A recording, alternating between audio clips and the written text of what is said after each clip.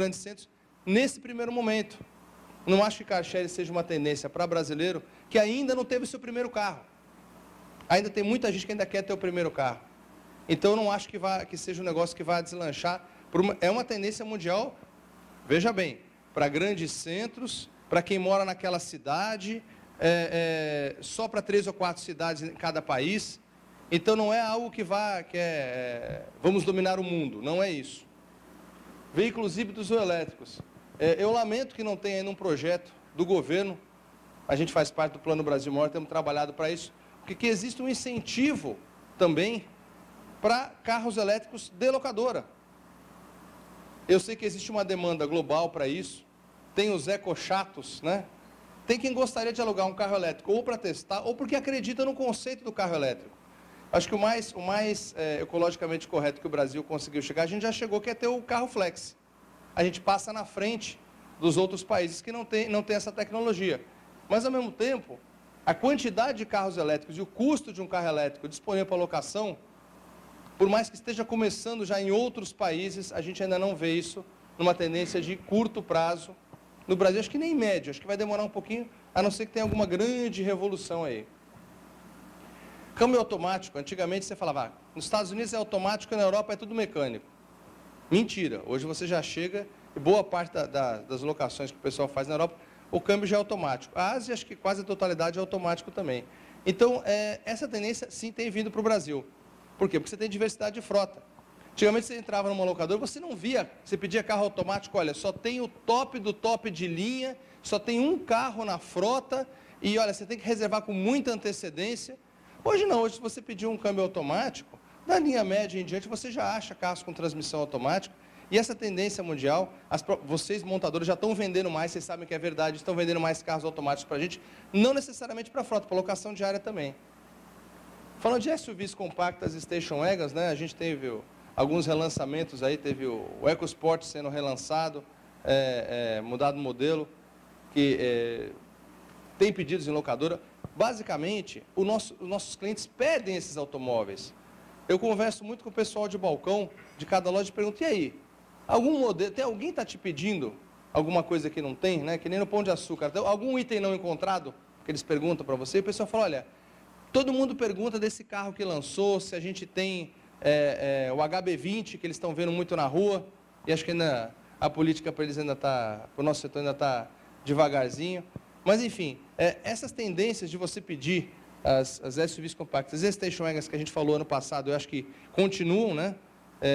A tendência da station wagon, ela continua no nosso ramo. Isso veio para ficar. Por quê? Porque nas cidades, todo mundo está tendo, especialmente nos grandes centros urbanos, todo mundo compra o seu carro popular pequeno para ir trabalhar. E no final de semana, esse aqui é o carro de viajar. Aí o camarada fez a conta que era muito mais barato ele só ter o carro pequeno e no final de semana ele ia alugar quando ele precisasse viajar. Então, a Station Wagon, ela supre tudo isso na frota da locadora também. Então, ela é uma tendência, vocês vão ver, inclusive, que alguns modelos foram muito vendidos para a frota, porque você tem o cliente que pede isso, tem essa necessidade dos centros urbanos. E a gente está falando também de aumento de participação de veículo luxo.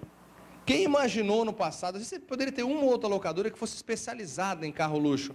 Hoje eu acho que todo mundo que se dispõe, toda locadora que se dispõe a fazer locação de carro de luxo, ou de carro na locação diária, tem pelo menos 1, 2, 3 modelos que hoje no Brasil são considerados carros premium. Carros não só com câmbio automático, mas com outro tipo de acabamento, seja com bancos de couro ou com um outro equipamento melhor.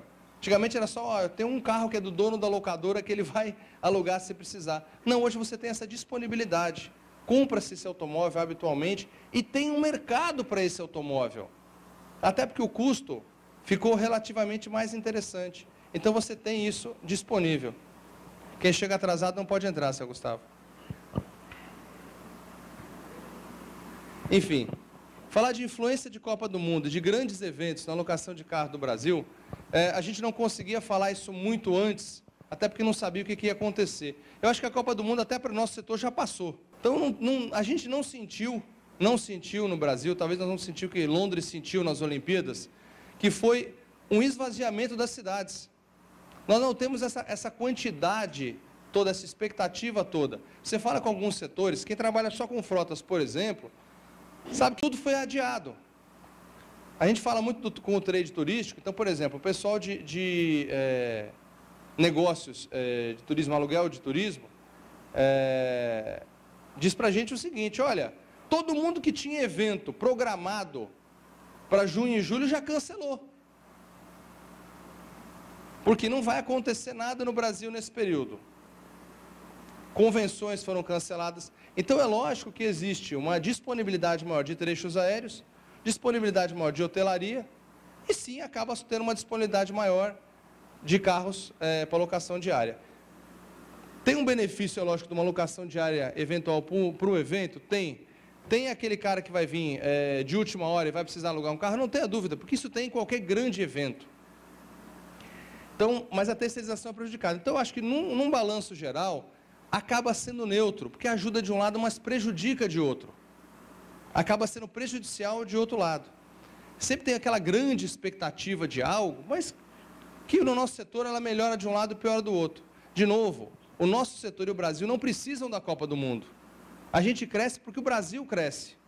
O setor de aluguel cresce porque o Brasil está crescendo, se desenvolvendo e montando infraestrutura necessária. Não teve nenhuma ação específica do governo federal, do estadual ou do municipal que beneficiasse o setor. A gente pediu, a gente correu atrás, a gente pediu. Não tem nem liberação. Eu, como paulistano, digo que é uma vergonha. Pode ser que saia alguma coisa de última hora, mas não tem uma liberação de rodízio para carro de locadora durante a Copa. Eles querem proibir com medo de que pegue mal para outros países. E, na verdade, vai pegar mal e não ajudar o setor que está movimentando e circulando as pessoas no país. Mas, enfim, a gente fala muito o que é o legado, né, para o setor, o que vai ficar dessa Copa, no caso do nosso setor. Eu acho que o setor se preparou o máximo que pôde, o setor correu atrás, capacitou gente, não acho que houve grandes investimentos para a Copa, houve investimentos no nosso setor, a gente investiu no nosso negócio. Todo mundo melhorou a sua locadora, treinou mais os seus funcionários, botou sistemas de gestão. Isso sim é o nosso legado. Foi se preparar para usar durante a Copa. Eu fui falar em Recife, num congresso de turismo, sobre os legados da Copa para a África do Sul. Então, olha, ficou uma rede hoteleira boa, que a África do Sul não tinha, melhorou bastante a rede hoteleira dele. E é lógico, quando você tem mais oferta, você consegue fazer outra coisa, você consegue fazer um pacote turístico, você tem mais quartos para vender. Se você tem uma locadora com mais carros na frota, você consegue fazer mais promoções para melhorar a sua ocupação. E assim vai ser. Eu acho que o legado é trazer o Brasil para esse mundo globalizado, do qual a gente não participava. A gente ficou fechado, sei lá, 20 e tantos anos de ditadura, né? O Brasil foi se abrindo de pouquinho. Então, eu entendo que o legado é esse. Olha, vamos fazer uma brincadeira aqui. Verdade ou mentira? Tem quatro falso ou verdadeiro aqui. Maior estoque das montadoras desde 2008. Falso ou verdadeiro? Pensem na sua cabeça, não respondam. Venda de carros novos cai ao menor nível em 13 meses. Falso ou verdadeiro? Veículos perdem espaço nas vendas de varejo. As pessoas deixaram de comprar carro, foram comprar comida. Falso ou verdadeiro? Brasil perde o posto de quarto maior produtor mundial de veículos para a Índia. Falso ou verdadeiro? Estamos em casa e todos vocês são do setor. Vocês sabem que as 4 afirmações são falsas. Os dados eu gosto de dar. Eu estava cansado, esqueci de botar a fonte. É da Tendências Consultoria, Maílson da Nóbrega. Tem notícia aqui da Folha de São Paulo. Isso é manchete. Ou seja, nós estamos falando de verdade. São 4 verdades. Como é que isso vai se refletir? Porque eu vejo todo dia, quando eu falo que eu não sei se vai chover ou não vai chover, é verdade. Porque a gente vê uma notícia péssima, em compensação, o mercado reage. Cresce menos, mas continua crescendo o dobro do PIB. Eu não consegui, inclusive, mandar a apresentação antes, não foi charminho não, presidente, porque eu gosto sempre de pegar as notícias da última semana para analisar. Olha as datas das notícias. Essa notícia é de segunda e terça-feira, ó. Governo avalia recompor apenas parcialmente IPI do setor. Montadoras vão parar por mais 3 meses. A Jaque Motors diz que o mercado está sofrendo com falta de demanda. Mas aí você chega e fala assim, ó, a Renault e a Hyundai diz que melhoraram as vendas apesar do mercado ruim.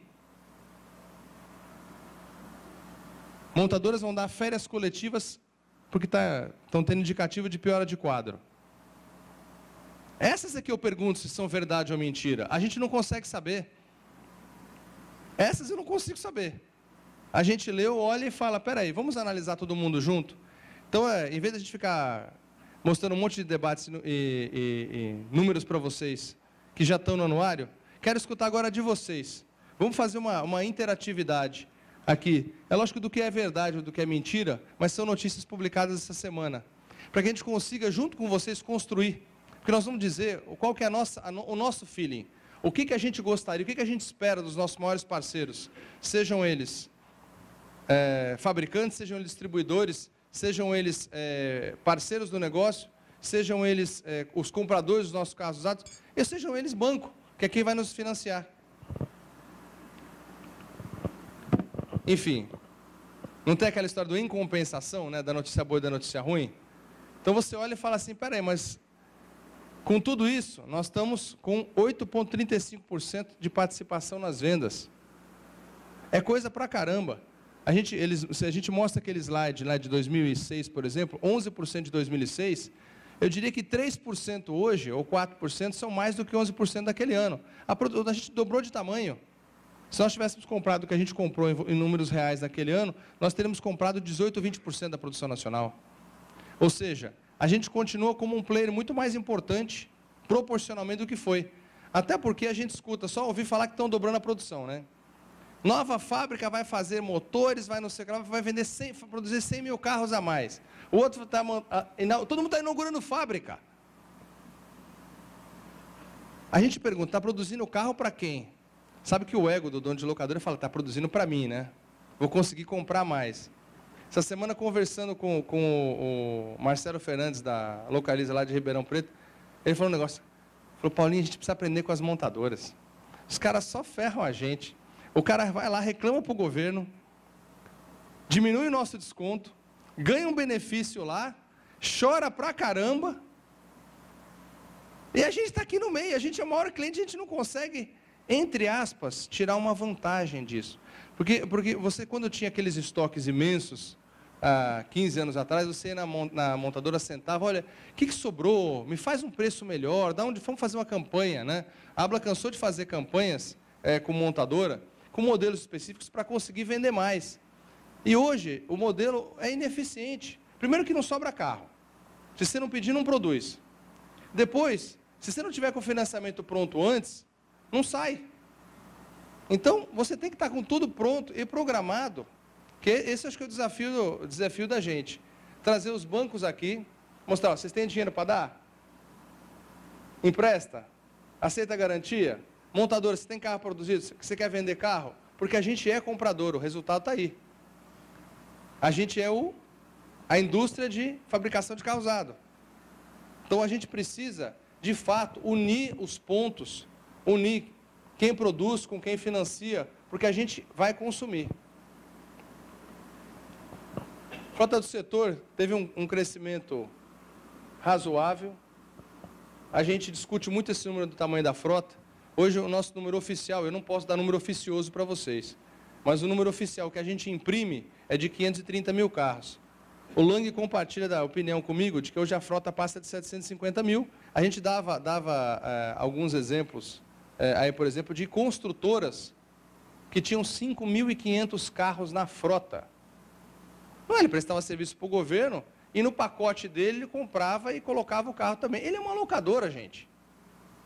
Empresas de telefonia que tinham carros próprios como frotistas, porque faziam aquela locação e alocavam esse veículo para, ou criavam novas empresas dentro dos seus grupos. Tem o PNAE de locadora. São locadoras, tem o PNAE, estão registrados como locadora. Foi descoberto por causa da tecnologia. É o próximo, não estraga o slide, não estraga o slide. É o próximo, espera aí. O problema da compra na concessionária.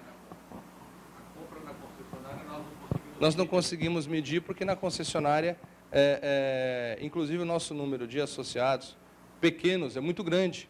Nós temos muito associado, 60%, 70% dos associados com frotas menores. Então, ele, na cidade dele, ele vai lá e compra o automóvel na concessionária. O dono da concessionária é amigo dele, enfim. E mesmo que ele, essa oferta, e tem muitas ofertas regionais, tem muitos estados que se você comprar na concessionária, por exemplo, Goiás, Distrito Federal, Espírito Santo, né? Você no primeiro ano, você tem a isenção de PVA. Dependendo, Mato Grosso do Sul também, né? Tocantins também? Então, o que acaba acontecendo? Você não consegue medir esse automóvel na frota. Então, como a gente só pode dar o número oficial está aí. Mas a gente acredita que ele passe de 700 mil carros. A idade média da frota deu uma leve queda. Mas é uma coisa quase que imperceptível. Por quê? A gente teve uma redução de IPI. Mas, de novo, o que o Brasil precisa? O que o nosso setor precisa? A gente precisa de uma política automotiva de médio e longo prazo. Não adianta você ter um setor... o IPI... Não sei se a gente sobe ou não sobe. O que você acha? Hein? Zélia Cardoso de Mello, não era isso? Será que de 50 mil dá? Põe 50 mil, vai vendo o que dá. E a gente já passou dessa fase. A gente não pode mais achar que vamos ter uma política automotiva de curto prazo que vai servir para 60 dias, 90 dias. Compra um pouquinho agora e que depois vai subir o preço ou vai cair o preço.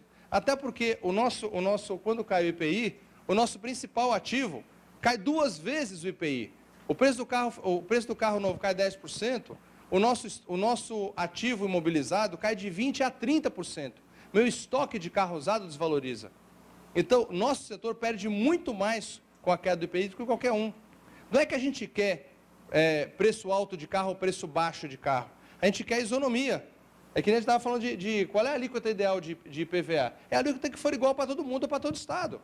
Porque daí você consegue competir. Não tem distorção. Enfim, quando a gente fala muito da importância do setor, né, o setor está comprando hoje, oficialmente, sem contar os carros de concessionária, 350